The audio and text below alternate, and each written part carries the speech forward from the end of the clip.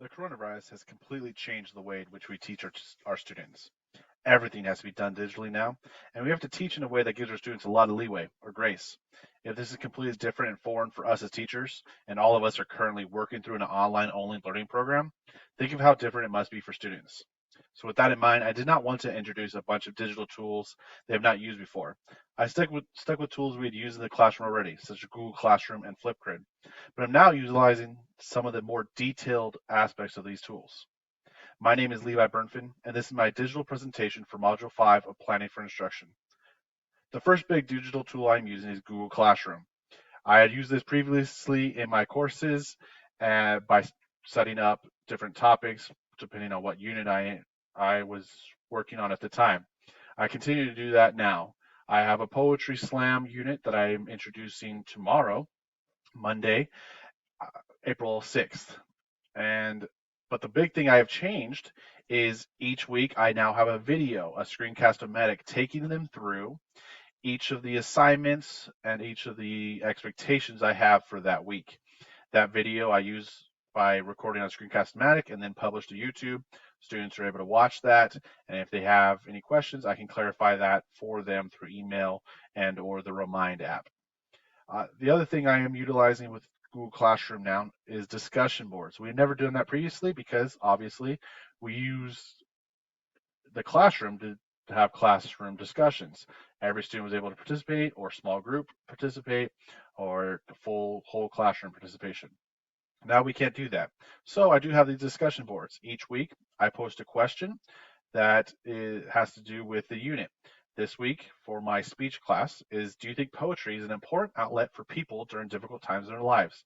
Why or why not? They will need to reply and then also reply to one of their students' responses.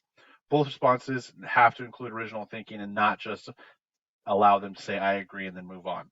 It has to be a full-on discussion, the way we do in Fort Hays State's classes, but I'm using a tool, a digital tool of Google Classroom that they've already used to.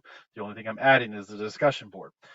Last week I had great participation, about 90% participation across my discussion boards for all my classes. So that was pretty good for the first week of digital teaching.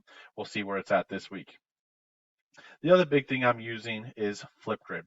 My class is a visual medium. It's speech, of course. So I needed a way for students to record themselves.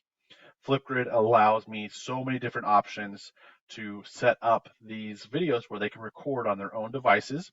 Garden City High School is a one-to-one school with iPads, so they record on their iPad and post on Flipgrid. These three informational speech videos were done earlier this semester in class. I had already been introduced to Flipgrid, so that's why I decided to stick with it. This last week, I had them just record a short video discussing coronavirus and what its impact has been for their family and for them, and how they also plan on taking advantage of their education still and taking control of their education and learning through the rest of the semester, even though we won't be in class. The reason I did that was just to get them used to Flipgrid again. They need to record themselves, how to post. They were already all signed up for Flipgrid in my class, so that was a nice thing. But one of the new things I'll have them do in Flipgrid is Flipgrid just unveiled a screen capture application or tool where you can start screen recording just like in Screencast-O-Matic.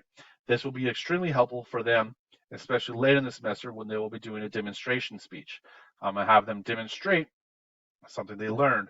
One of those things might be on the iPad, and they can capture their screen using this new Flipgrid feature that they just unveiled this week. That's really cool, and that's I think it's gonna be something that's really helpful for my students.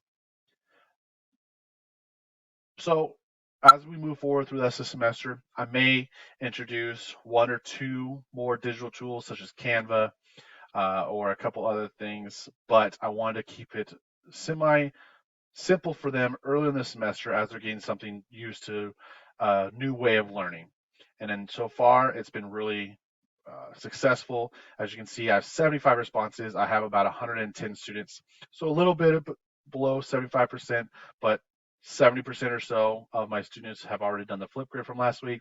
That's pretty good. I'll take that for the first week, and hopefully as we move through the semester, that percentage will just increase. Thank you.